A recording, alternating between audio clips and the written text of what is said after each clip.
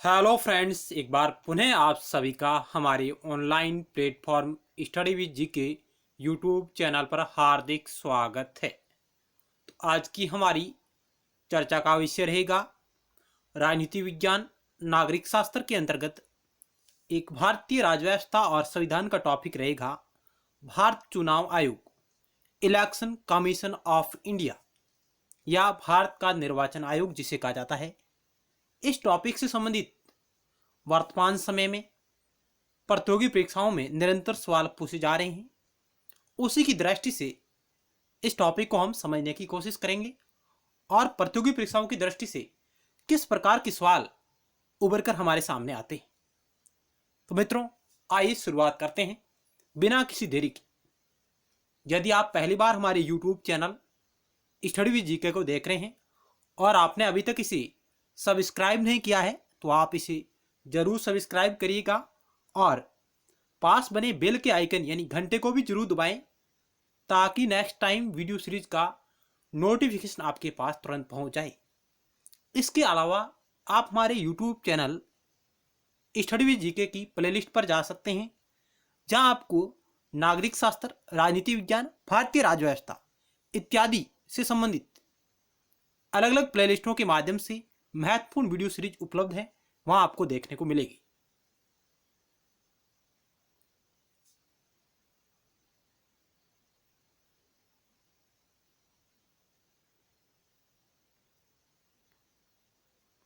भारत का चुनाव आयोग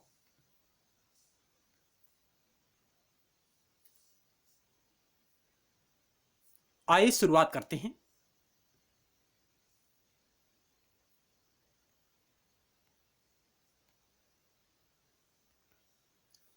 भारत चुनाव आयोग, इसकी बात भारतीय संविधान का भाग 15 चुनाव से संबंधित है वो करता है। यानी भारतीय संविधान का भाग 15 चुनाव से संबंधित है, जिसमें चुनाव के संचालन के लिए एक आयोग की स्थापना करने की बात कही गई। जब भारत का संविधान निर्मित हुआ उस वक्त भारतीय संविधान के भाग 15 में चुनावों के संचालन के लिए एक आयोग की स्थापना का प्रावधान किया गया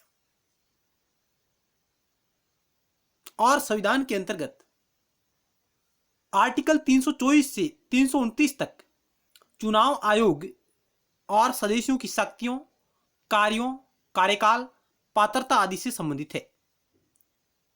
यानी कुल मिलाकर कहें तो भारतीय संविधान के भाग 15 जिसके अनुच्छेद 324 से 329 तक चुनाव आयोग से संबंधित है।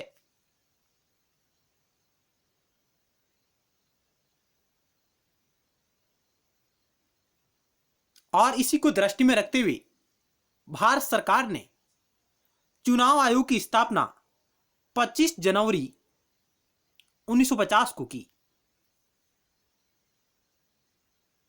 हालांकि भारत का संविधान पूर्ण रूप से 26 जनवरी 1950 को लागू हुआ था, लेकिन इसके कुछ प्रावधान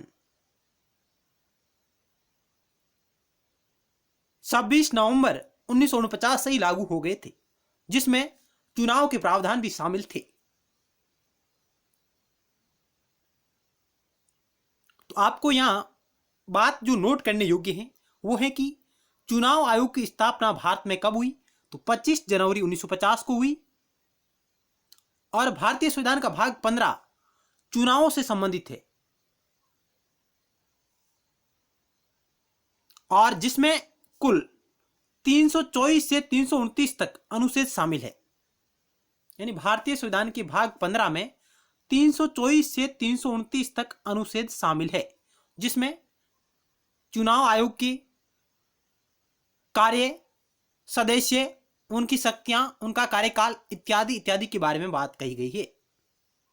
उनको हम आगे देखेंगे।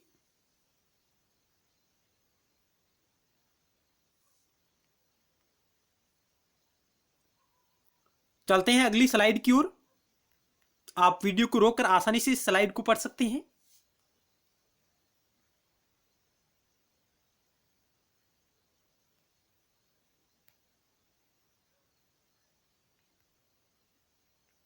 भारत निर्वाचन आयोग को भारत का चुनाव आयोग या राष्ट्रीय चुनाव आयोग भी इसे कहा जाता है मित्रों। यह एक स्वायत्त, स्वतंत्र, संवैधानिक निकाय है जो भारत में संघ और राज्य चुनाव प्रक्रियाओं का संचालन करता है। यानी यह एक स्वतंत्र संवैधानिक निकाय है। संवैधानिक निकाय का मतलब इसका वर्णन भारतीय संविधान के अंतर्गत मिलता है। जिस संस्था का वर्णन भारतीय संविधान के अंतर्गत मिलता है उसे संवैधानिक निकाय कहते हैं। कॉन्स्टिट्यूशनल बॉडीज उसे कहा जाता है मित्रों। और ये भारत का चुनाव आयोग ये एक अखिल भारतीय संस्था है। यानी भारत का चुनाव आयोग ये एक अखिल भारतीय संस्था है क्योंकि यह संघ और राज्य दोनों के चुनावों के लिए समान रूप से कार्य करती है। तो ये बात आपकी नजरों में रहनी चाहिए कि चुनाव आयोग एक अखिल भारतीय संस्था है क्योंकि यह संघ और राज्य दोनों के लिए समान रूप से कार्य करती है।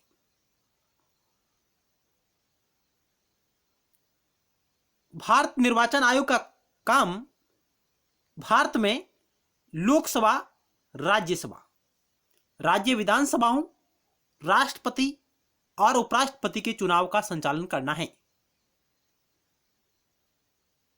इनके अलावा जहां पर विधान परिषद है उनके चुनावों का भी संचालन भारत निर्वाचन आयोग करता है मित्रों।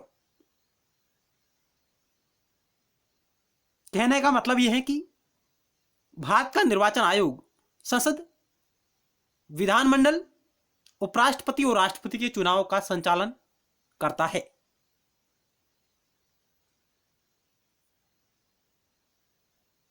तो यह भी सवाल यहां से कई बार प्रतियोगी परीक्षाओं में बना है कि भारत का निर्वाचन आयोग निम्नलिखित में से किसके चुनावों का आयोजन करवाता है या नहीं करवाता है। तो ये लोकसभा का करवाता है, राज्यसभा, राज्य विधानसभा, राष्ट्रपति, उपराष्ट्रपति इत्यादि। 25 जनवरी 1950 में चुनाव आयोग की स्थापना संविधान के अनुसार की गई। इसके बारे में हम पहले बात कर चुके हैं।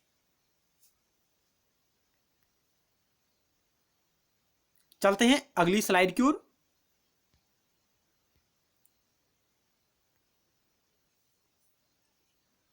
भारतीय संविधान के द्वारा स्थापित निर्वाचन आयोग एक स्थायी और स्वतंत्र संस्था है। यह पॉइंट भी आपकी नजरों में रहने चाहिए क्योंकि कई बार यहां से भी सवाल आता है कि क्या भारतीय संविधान द्वारा स्थापित निर्वाचन आयोग एक अस्थायी संस्था है? नहीं, यह एक स्थायी और स्वतंत्र संस्था है। भारतीय संविधान का आर्टिकल 324 के अनुसार भारत का निर्वाचन आयोग संसद के चुनाव, राज्य विधानसभाओं के चुनाव, राष्ट्रपति का चुनाव, उपराष्ट्रपति का चुनाव संबंधी अधीक्षण, दिशा निर्देश व नियंत्रण की समस्त शक्तियां भारतीय चुनाव आयोग में निहित होगी, ये बात करता है। यानी भारतीय संविधान की भाग 15 जिसका आर्टिकल 324 यह कहता है कि भारतीय चुनाव आयोग संसद की, राज्य विधानसभाओं की, राष्ट्रपति की और उपराष्ट्रपति के चुनाव का संचालन करेगा और इनसे संबंधित समस्त शक्तियां भारत चुनाव आयोग में निहित होगी।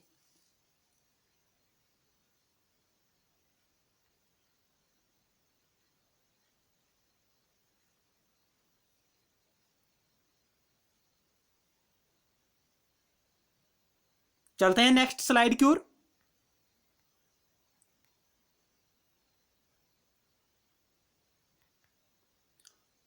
राज्यों में पंचायतों व नगर पालिकाओं के चुनाव की जिम्मेदारी भारतीय चुनाव आयोग की नहीं होती। यह वेरी वेरी मोस्ट पॉइंट है। यानी राज्यों में पंचायतों व नगर पालिकाओं के चुनाव की जिम्मेदारी भारतीय चुनाव आयोग की नहीं होती क्योंकि पंचायतों व नगर पालिकाओं के चुनाव हेतु राज्य निर्वाचन आयोग का प्रावधान किया गया है। पंचायतों व नगर पालिकाओं के चुनाव का जिम्मा राज्य निर्वाचन आयोग के पास होता है, न कि भारतीय निर्वाचन आयोग के पास।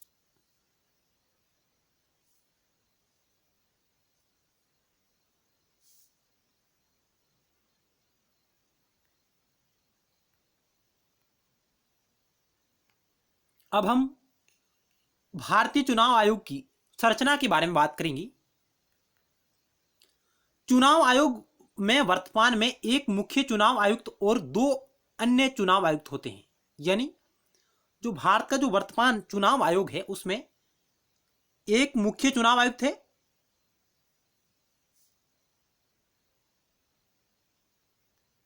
प्लस 2 अन्य चुनाव आयुक्तों से मिलकर बना है। लेकिन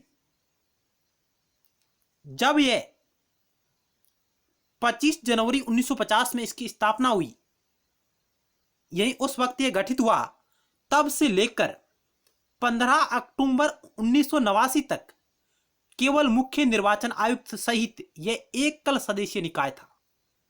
यानी 25 जनवरी 1950 से लेकर 15 अक्टूबर 1989 तक भारतीय चुनाव आयोग केवल मुख्य निर्वाचन आयुक्त ही उसमें कार्य करता था। केवल एक व्यक्ति ही उसमें कार्य करता था जो मुख्य निर्वाचन आयुक्त होता था। यानी यह एक एकल सदस्यीय निकाय था।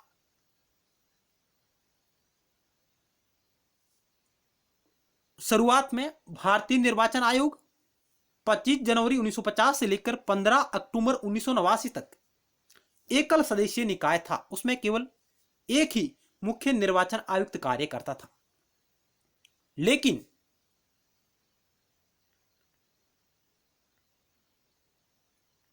सोलह अक्टूबर 1989 को भारत के राष्ट्रपति द्वारा चुनाव आयोग के कार्य की अधिकता को देखते हुए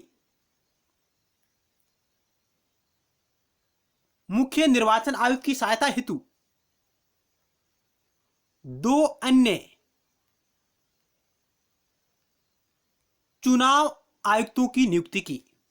पहली बार भारत के राष्ट्रपति ने पहली बार 16 अक्टूबर 1989 को चुनाव आयोग के कार्य की अधिकता को देखते हुए मुख्य निर्वाचन आयुक्त की सहायता के लिए 2 अन्य चुनाव आयुक्तों की नियुक्ति की और भारत का चुनाव आयोग पहली बार 3 सदस्यीय बन गया।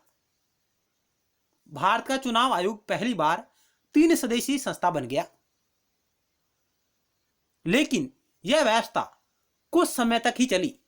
उसके बाद पुनः भारत का निर्वाचन आयोग 1 सदस्यीय संस्था बन गया। लेकिन मित्रों, आगे हम बात करेंगे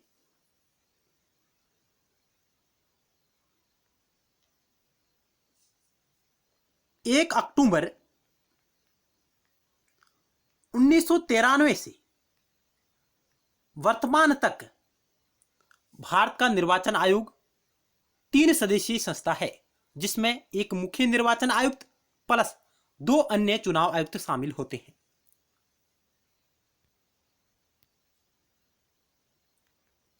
आगे देखते हैं। निर्वाचन आयोग में मूलतः केवल एक चुनाव आयुक्त का प्रावधान था। लेकिन राष्ट्रपति की एक अधिसूचना के जरिए 16 अक्टूबर 1989 को इसे 3 सदस्यीय बना दिया गया। क्योंकि इस बात को आप जरूर समझिएगा, क्योंकि यहां से कई बार सवाल पूछे जा रहे हैं। निर्वाचन आयोग में मूलतः केवल एक चुनाव आयुक्त था, लेकिन राष्ट्रपति की एक अधिसूचना के जरिए 16 अक्टूबर 1989 को इसे 3 सदस्यीय संस्था बना दिया गया। मित्रों, चुनाव आयोग में सदस्यों की संख्या को बढ़ाने या घटाने का जिम्मा राष्ट्रपति के पास है। इसका निर्धारण कौन करेगा? राष्ट्रपति करेगा कि मुख्य चुनाव आयुक्त की सहायता के लिए कितने अन्य चुनाव आयुक्त होने चाहिए। मुख्य चुनाव आयुक्त की सहायता के लिए कितने अन्य चुनाव आयुक्त होने चाहिए, इसकी पुष्टि भारत का राष्ट्रपति करता है। और यही राष्ट्रपति द्वारा किया गया। कब किया गया? 16 अक्टूबर 1989 को मुख्य निर्वाचन आयुक्त की सहायता के लिए 2 अन्य निर्वाचन आयुक्तों को नियुक्त किया गया और 3 सदस्यीय संस्था बन गई है। लेकिन इसके बाद पुनः कुछ समय के लिए इसे 1 सदस्यीय संस्था बना दिया गया और उसके पश्चात 1 अक्टूबर 1993 को इसका 3 सदस्यीय आयोग वाला सदस्य स्वरूप फिर से बहाल कर दिया गया। तब से निर्वाचन आयोग में एक मुख्य चुनाव आयुक्त और 2 चुनाव आयुक्त होते हैं अन्य। यहां आपको सबसे प्रमुख बात समझने की यह है कि भारत का जो चुनाव आयोग है वर्तमान में 3 सदस्यीय संस्था है, वह 1 अक्टूबर 1993 से जारी है। 1 अक्टूबर 1993 से लेकर वर्तमान तक भारत का चुनाव आयोग 3 सदस्यीय संस्था है, जिसमें एक मुख्य चुनाव आयुक्त और 2 अन्य चुनाव आयुक्त से मिलकर बनी है। और चुनाव आयोग में अन्य चुनाव आयुक्तों की संख्या का निर्धारण है जो राष्ट्रपति करता है।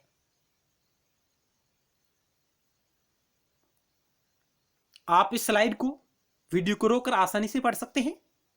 चलते हैं अगली स्लाइड की ओर।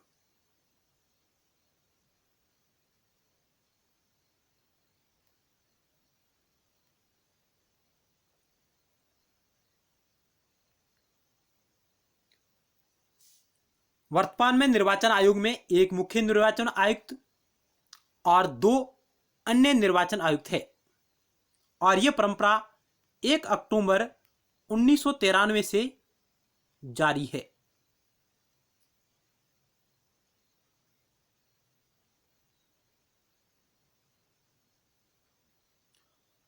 उन्नीस के अध्यादेश द्वारा मुख्य निर्वाचन आयुक्त व अन्य निर्वाचन आयुक्तों की शक्तियों को बराबर कर दिया गया तथा उनके वेतन, भत्ते व दूसरे अनुलाभ भी एक समान होते हैं। ये बात भी अपने आप में महत्वपूर्ण है। क्या मुख्य निर्वाचन आयुक्त व अन्य निर्वाचन आयुक्त की शक्तियां बराबर है? हाँ, वर्तमान में बिल्कुल बराबर है। 1993 में राष्ट्रपति द्वारा एक अध्यादेश जारी किया गया और उसके तहत मुख्य निर्वाचन आयुक्त व अन्य निर्वाचन आयुक्तों की शक्तियों को बराबर कर दिया गया और उनके वेतन, भत्ते व दूसरे अनुलाभ भी एक समान होते हैं।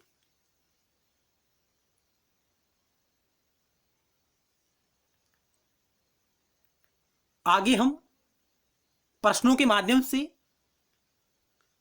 एमसीक्यू के माध्यम से और अच्छी तरह इस टॉपिक को समझने की कोशिश करेंगे कि किस प्रकार के सवाल इससे बनते हैं।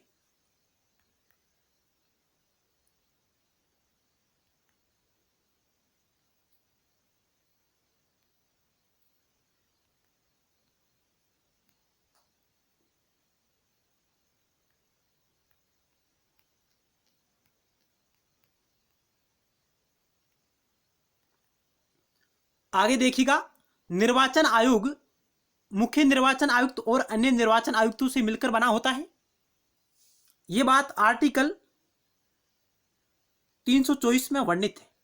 भारतीय संविधान के आर्टिकल 324 में यह बात बिल्कुल वर्णित है कि निर्वाचन आयोग मुख्य निर्वाचन आयुक्त और अन्य निर्वाचन आयुक्तों से मिलकर बना होता है। मुख्य निर्वाचन आयुक्त और अन्य निर्वाचन आयुक्तों की नियुक्ति राष्ट्रपति द्वारा की जाती है। वेरी वेरी मोस्ट बात है कि मुख्य निर्वाचन आयुक्त प्लस अन्य निर्वाचन आयुक्त की नियुक्ति कौन करेगा? अपॉइंटमेंट राष्ट्रपति द्वारा किया जाता है। जब कोई अन्य निर्वाचन आयुक्त नियुक्त किया जाता है तो मुख्य निर्वाचन आयुक्त निर्वाचन आयोग के अध्यक्ष के रूप में काम करेगा। दोनों की नियुक्ति कौन करता है? भारत का राष्ट्रपति करता है। लेकिन जब इन अन्य चुनाव आयुक्तों की नियुक्ति की जाएगी तब मुख्य चुनाव आयुक्त है जो निर्वाचन आयोग के अध्यक्ष के रूप में कार्य करेगा। आगे देखिएगा, राष्ट्रपति निर्वाचन आयोग की सलाह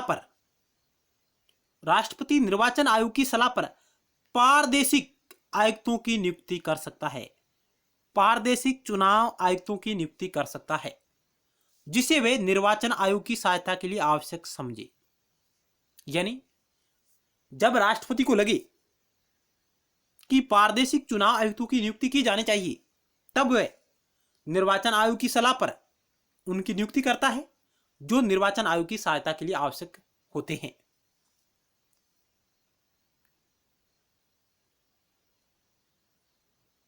यह स्लाइड अपने आप में बहुत ही महत्वपूर्ण है।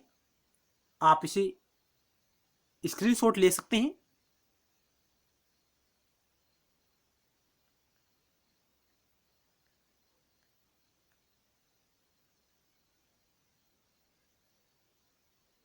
चलते हैं अगली स्लाइड की ओर।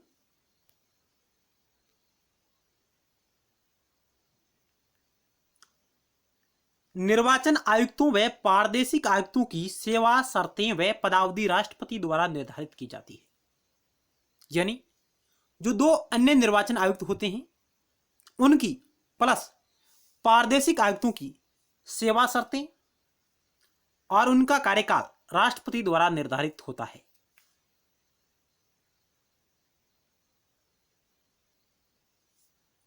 जब मुख्य निर्वाचन आयुक्त व दो अन्य निर्वाचन आयुक्तों के बीच विचार में मतभेद होता है तो आयोग बहुमत के आधार पर अपना निर्णय करता है। यानी भारतीय चुनाव आयोग में, जिसमें एक मुख्य निर्वाचन आयुक्त प्लस दो अन्य निर्वाचन आयुक्त है, लेकिन किसी विषय पर विचार करते हुए यदि इन तीनों के मध्य मतभेद की स्थिति उत्पन्न हो जाए तो आयोग बहुमत के आधार पर अपना निर्णय देगा।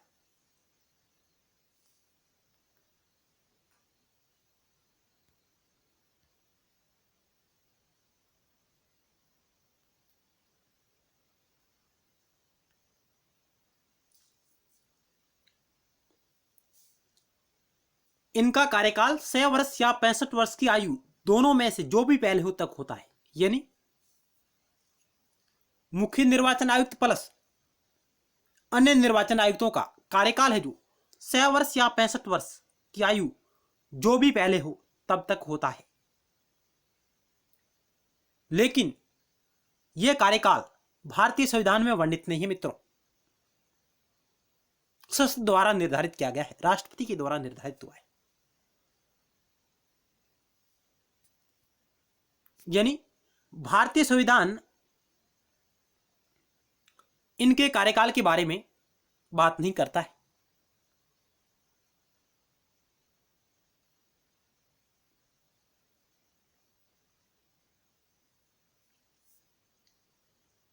यानी इनका कार्यकाल 6 वर्ष या 65 वर्ष की आयु दोनों में से जो भी पहले हो तब तक होता है, दोनों का, मुख्य निर्वाचन आयुक्त प्लस अन्य निर्वाचन आयुक्तों का। लेकिन इनके कार्यकाल की बात भारतीय संविधान में नहीं की गई है।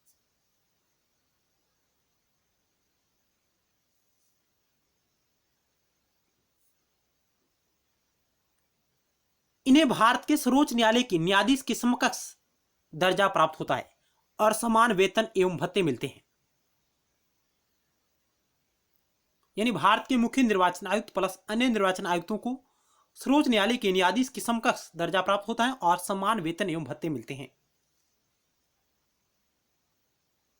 लेकिन यहां एक बात आपको बहुत ही अलग तरह से देखने को मिलेगी।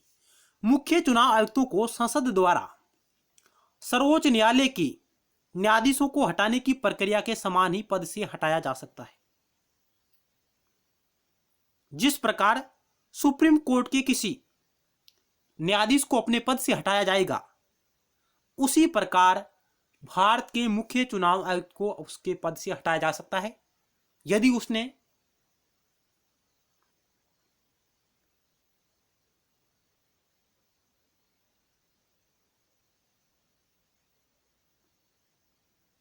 आगे चलते हैं।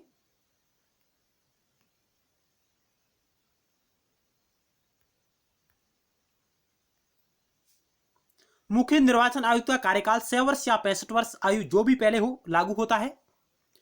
मुख्य चुनाव आयुक्त को उसी तरह पद से हटाया जा सकता है जिस तरह सुप्रीम कोर्ट के किसी जज को, और उसके वेतन भत्ते भारत की संचित निधि पर भारित होते हैं। यानी मुख्य निर्वाचन आयुक्त व अन्य निर्वाचन आयुक्त के वेतन भत्ते भारत की संचित निधि पर भारित होते हैं जिस पर संसद में मतदान नहीं होता है। और वर्तमान में यदि इनके वेतन की बात करें तो इनका वेतन है जो 2.50 लाख है, यानी 2,50,000 रुपए है इनका वेतन। भारत के निर्वाचन आयुक्त का जो वेतन है वह 2,50,000 रुपए है।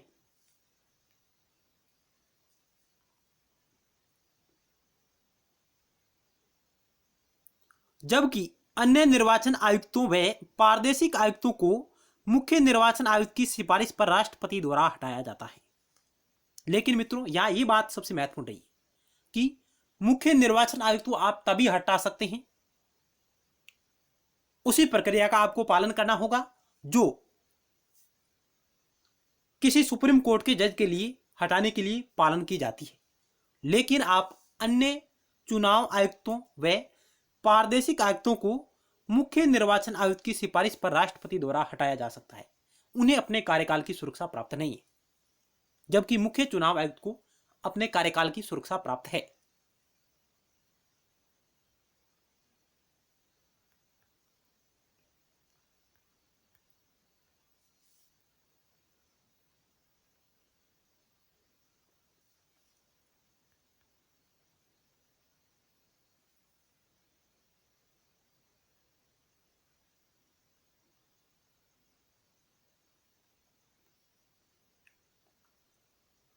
अगली स्लाइड में भारत के प्रथम मुख्य चुनाव आयुक्त कौन थे? सुकुमार सेन थे। ये महत्वपूर्ण फैक्ट नोट करिएगा, भारत के प्रथम मुख्य चुनाव आयुक्त सुकुमार सेन थे।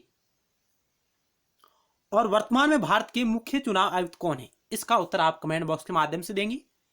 वर्तमान में भारत के मुख्य चुनाव आयुक्त कौन है प्लस 2 अन्य चुनाव आयुक्त कौन है? ये सवाल आपके लिए रहेगा, आप इसका उत्तर कमेंट बॉक्स के माध्यम से देंगे। वर्तमान में भारत के मुख्य चुनाव आयुक्त कौन है और अन्य चुनाव आयुक्त कौन है? इसका उत्तर आप कमेंट बॉक्स में दीजिएगा। अगला फैक्ट क्या कह रहा है कि चुनाव प्रणाली, भारतीय चुनाव प्रणाली वयस्क मताधिकार पर आधारित है। इसका मतलब यदि किसी नागरिक की आयु 18 वर्ष से कम हो तो उसे वोट देने के अधिकार से अयोग्य घोषित किया जा सकता है। यानी भारतीय चुनाव प्रणाली वयस्क मताधिकार पर आधारित है। यदि किसी व्यक्ति ने 18 वर्ष की आयु पूर्ण कर ली है तो उसे वोट देने के अधिकार से वंचित नहीं किया जा सकता। निर्वाचन आयोग का सचिवालय कार्यालय नई दिल्ली में स्थित है। भारत निर्वाचन आयोग का सचिवालय नई दिल्ली में स्थित है। अब हम इस चुनाव आयोग के कार्य क्या है उसके बारे में हम बात करेंगे। इसके प्रमुख कार्य है।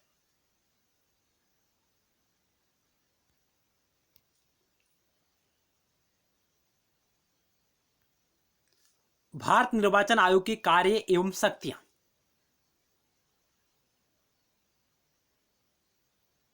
चुनाव आयोग भारत में लोकसभा, राज्यसभा, राज्य विधानसभाओं, राष्ट्रपति, उपराष्ट्रपति के चुनाव की संपूर्ण प्रक्रिया का अधीक्षण, निर्देशन और नियंत्रण करता है।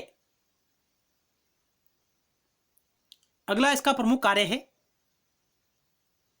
आम चुनाव या उपचुनाव कराने के लिए समय समय पर चुनाव कार्यक्रम तय करना। यानी निर्वाचन आयोग आम चुनाव या उपचुनाव कराने के लिए समय समय पर चुनाव कार्यक्रम तय करता है।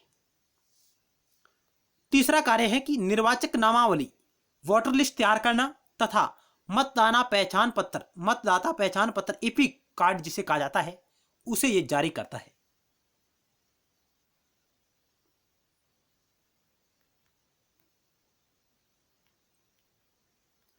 अगला कार्य यह मतदान एवं मतगणना केंद्रों के लिए स्थान, मतदाताओं के लिए मतदान केंद्र तय करना, मतदान एवं मतगणना केंद्रों में सभी प्रकार की आवश्यक व्यवस्थाएं और अन्य संबंधित कार्यों को प्रबंधन करता है।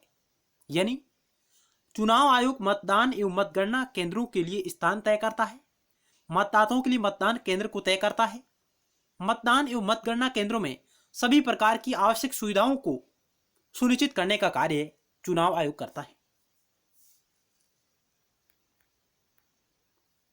इसके अलावा यह राजनीतिक दलों को मान्यता प्रदान करता है, उनसे संबंधित विवादों को निपटाने के साथ ही उन्हें चुनाव चिन्ह भी आवंटित करता है और उन्हें राज्य स्तरीय और राष्ट्रीय स्तरीय पार्टी का दर्जा भी भारत का चुनाव आयोग प्रदान करता है।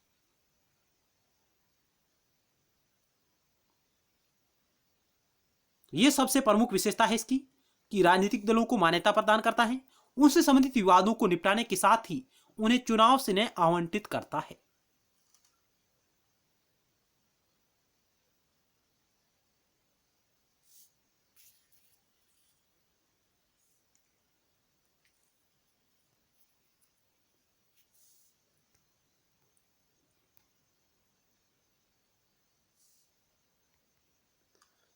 अगला कार्य, चुनाव आयोग चुनावों के लिए विभिन्न निर्वाचन क्षेत्रों की सीमाओं को परिसीमित करता है, यानी चुनावी क्षेत्रों का परिसीमन करता है और उनके लिए सीटों की संख्या का निर्धारण भी करता है। चुनाव आयोग चुनाव के लिए विभिन्न निर्वाचन क्षेत्रों की सीमाओं का परिसीमन करता है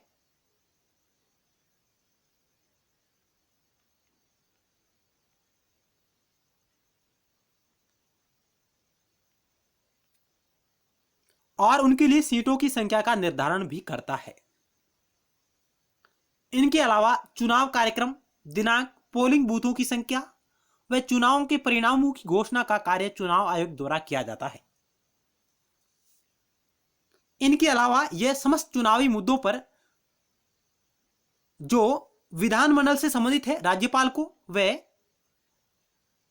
संसद से संबंधित राष्ट्रपति को सलाह देता है और सदस्यों की अयोग्यता घोषित करने से संबंधित मामलों पर भी यह सलाह देता है।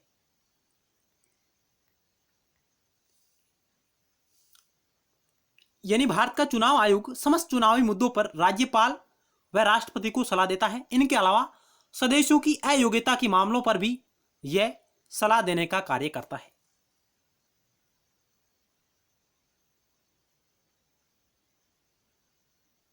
चुनाव आयोग की जो शक्ति है वह सलाहकारी और अर्धन्यायिक दोनों प्रकार की इसकी शक्तियां हैं।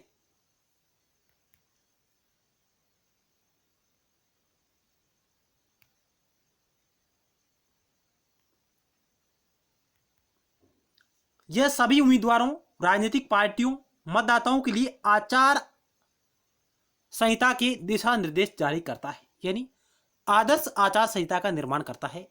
सभी उम्मीदवारों, राजनीतिक पार्टियों व मतदाताओं के लिए आदर्श आचार संहिता का निर्माण करने का कार्य भारतीय चुनाव आयोग करता है और उसे संबंधित दिशा निर्देश भी जारी करता है। इनके अलावा यह चुनावी खर्चों की सीमा का निर्धारण करता है और चुनावी खर्चों के खातों की जांच भी यह करता है।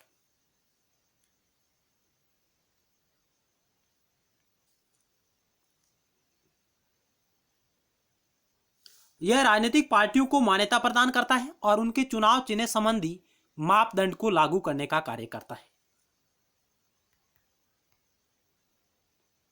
ये थे भारतीय चुनाव आयोग के प्रमुख कार्य एवं शक्तियां।